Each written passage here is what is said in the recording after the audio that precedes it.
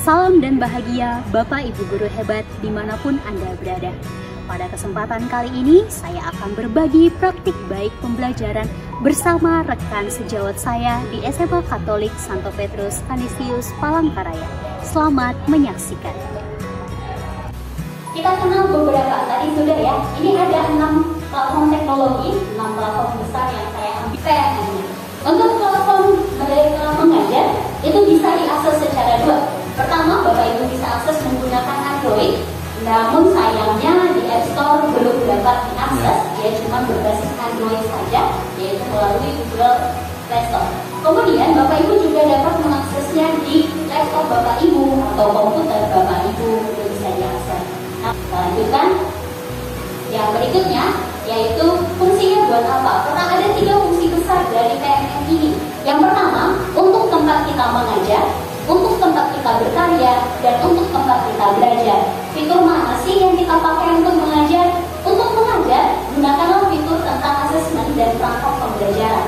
Dan kalau untuk belajar, Bapak Ibu sebagai guru bisa belajar. Caranya mengikuti pelatihan mandiri, ikut komunitas gurunya, dan ada tadi seleksi kepala sekolah. Lalu terakhir Bapak Ibu, fungsinya untuk kita berkarya. Apa saja karya yang bisa kita gunakan? Yang pertama ada video inspirasi, kedua ada bukti karya. Namun ada yang berikutnya yaitu Canva. Nah, Canva ini itu adalah platform pembuat desain grafis dan konten tulis. Nah, atau lewat laptop tinggal di www.canva.com. Kemudian kalau lewat HP bisa digunakan lewat Play Store atau App Store saja Canva. Seperti itu ya. Nah, itu cara untuk mengaksesnya. Menu-menu yang bisa diakses untuk Bapak Ibu, keperluannya apa? Ketik saja. Ada yang menggunakan olah sendiri, ada template yang sudah dipakai. Bebas, pakai template-nya boleh. Kemudian mau buat sendiri, pengen coba-coba nih, boleh juga, tidak salah ya. Nah, ini tampilan awal dari Canva-nya. Kemudian fiturnya, fitur yang memudahkan kita ada di sebelah kiri.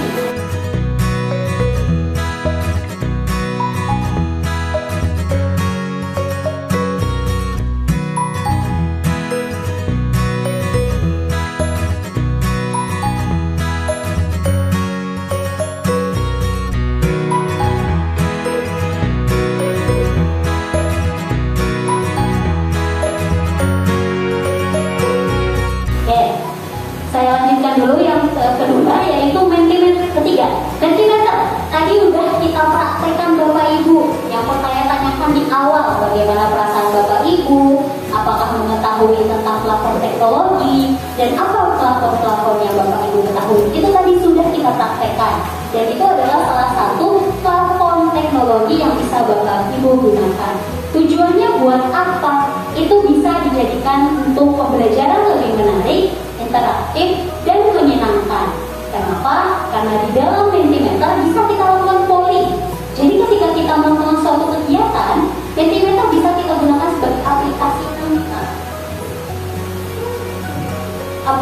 untuk polling. Jadi kalau misalnya daripada bingung mau kemana, ya udah kita gunakanlah Mentimeter ini sebagai pollingnya. Lalu bisa digunakan sebagai kuis dan bisa digunakan sebagai voting. Voting, misalnya kita mau melakukan kegiatan apa, bisa sama-sama kita tentukan lewat Mentimeter daripada tanya satu-satu, terserah, jawabannya pasti terserah, ya ikut aja ya. Nah, daripada seperti itu, kita bisa menggunakan Mentimeter. Ini bisa digunakan di dalam kelas. Kenapa bisa digunakan di dalam kelas? Karena di sini Bapak Ibu bisa menanyakan bagaimana perasaan siswa ketika Bapak Ibu mengajar. Apa yang sudah mereka dapatkan dari pembelajaran hari ini? Atau kalau misalnya Bapak Ibu sebagai wali kelas mau cari siapa ketua kelasnya, siapa ininya, bisa kita gunakan Mentimeter sebagai alat votingnya kita. Jadi tidak lagi menggunakan yang namanya kertas. Yang kita gunakan adalah platform teknologi. Nah, tampilan untuk mengaksesnya bisa www.mentimeter.com. Itu paling sederhana tampilannya Bapak Ibu dan menyenangkan. Dan kalau boleh, biar aman, gunakan saja akun Belajar ID untuk masuk ke dalam aplikasi Mentimeter ini atau platform teknologi. Nah, tampilannya nanti seperti ini. Silakan Bapak Ibu bisa login menggunakan akun Belajar ID. Oke Bapak Ibu ya.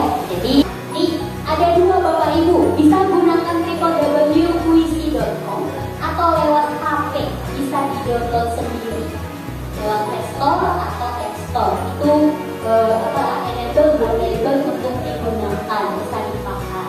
Oke, yang tadi saya bilang, kenapa ini lebih interaktif, lebih menyenangkan? Karena ketika kita sudah buat kuis ke siswa, Bapak Ibu nggak perlu periksa lagi.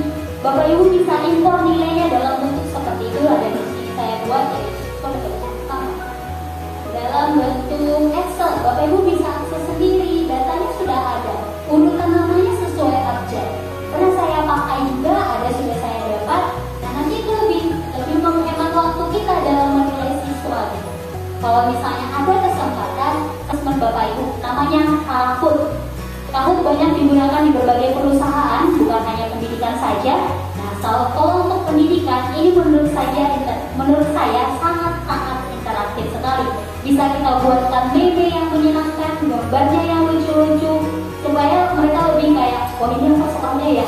Jadi gak sempat bakalan ngebukain, ada notifikasi dari atas. Kebetulan ada beberapa siswa kemarin saya lihatin, ada notifikasi dari langsung karena gak sempat, mereka harus baca soal dulu gitu.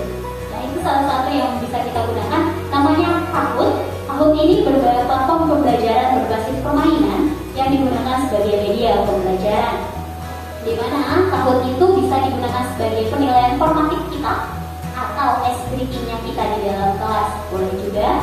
Nah kemudian diakses melalui www.kahoot.com atau boleh download melalui App Store atau Play Store. Ketik saja Kahoot seperti itu, tampilan awalnya akan seperti ini. Bisa pakai situs web, bisa pakai Play Store, bisa pakai App Store.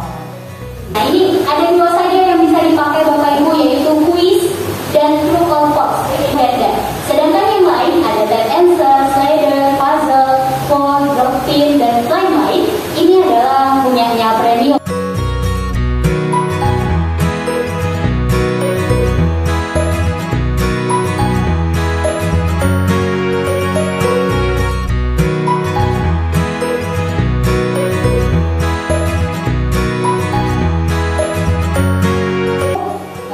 Untuk platform teknologi, 6 platform yang sudah kita kenal tadi, dimulai dari PMM, platform Merdeka Mengajar, kemudian Canva dan Mentimeter sebagai platform presentasi atau media pembelajaran, kemudian Puisi dan Kahoot sebagai asesmennya, media asesmennya kita. Nanti yang mana menurut Bapak Ibu mudah untuk digunakan, ayo kita gunakan. Setidaknya sekali aja dalam satu kali pembelajaran kita pernah kita pakai, begitu ya. Kita coba dulu satu kali, kalau sudah nanti ketagihan, lanjut lagi untuk materi berikutnya, begitu ya Bapak Ibu ya. Nah, demikian presentasi yang saya sampaikan tentang inovasi pembelajaran berbasis STEAM dengan memanfaatkan platform teknologi. Harapan saya dengan saya menyampaikan ini, Bapak Ibu makin tertarik untuk membuat media pembelajaran yang lebih interaktif, membuat jenis-jenis kuis atau asesmen yang bisa diakses oleh siswa, dan lebih fokus ke siswanya. Mereka menciptakan bagaimana cara untuk mereka belajar. Sebelum saya tutup, apakah ada yang ingin bertanya? Ada ditanya apa? Ya Pak Beni, silakan. Terima kasih Bu ya. Tadi terakhir ada disimpan di site yang lihat.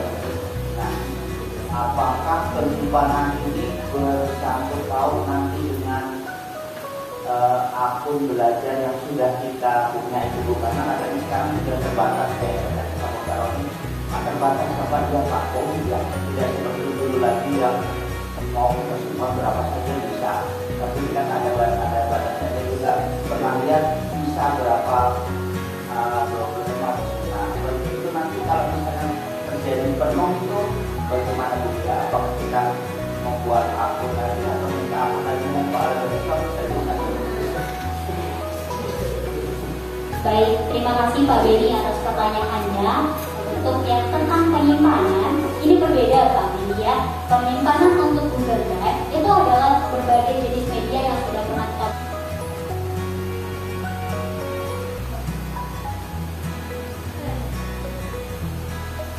Baik Bapak Ibu, demikian sekian penyampaian saya untuk inovasi pembelajaran berbasis TIK dengan pemanfaatan platform teknologi. Harapannya setidaknya SMA Katolik bisa memanfaatkan berbagai platform teknologi untuk media pembelajaran kita, untuk asesmen pembelajaran kita, agar pembelajaran yang tercipta di dalam kelas lebih terpusat kepada siswa dan kita juga tidak akan ketinggalan. Jadi ya Bapak Ibu, terima kasih dan selamat siang. Saya kembalikan ke komisi.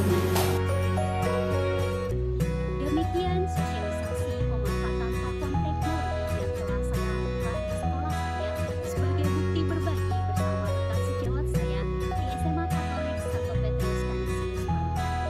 Kiranya ini dapat memotivasi Bapak Ibu guru dimanapun berada. Terima kasih banyak dan sampai jumpa.